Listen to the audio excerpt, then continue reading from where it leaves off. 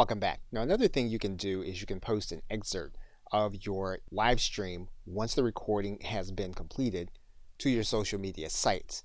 Now obviously the social media sites favor those videos that are native to their platform and those that you upload directly. So what you're going to do is you're going to go inside of your Creator Studio. Once you get inside of your Creator Studio, you're then going to look for the video that you want to post an excerpt of.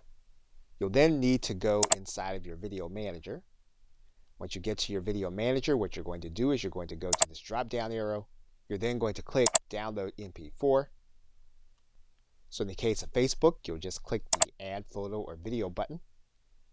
You'll select the video. You'll write in your commentary and then you'll click post. In the case of LinkedIn, what you're going to do is you're going to go to your post area. You're then going to click share videos. You'll then grab your video and then you'll click upload. You'll write in your commentary and then you'll click post. In terms of Twitter, what you're going to do is click the tweet button. You'll then click this button where you have this file chosen. You'll grab your video.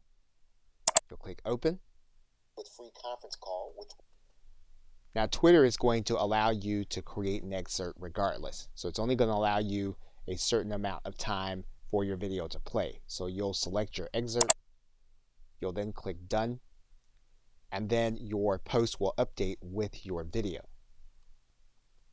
Now obviously if the goal is going to be for people to watch your live stream, you don't want to put the entire recording of your content on the social media sites. What you're going to do is you're going to pull it into your video editing software. In this case, we're using an older version of Camtasia. We're then going to pull this down to the timeline. We're going to select an excerpt. We're going to cut off most of it. And then we're going to put our call to action at the beginning and the end in terms of some kind of slide or overlay. And basically what you'll do with this edited video is you will remake the video with your call to action. Okay, so with that, thanks, and I will see you in another video.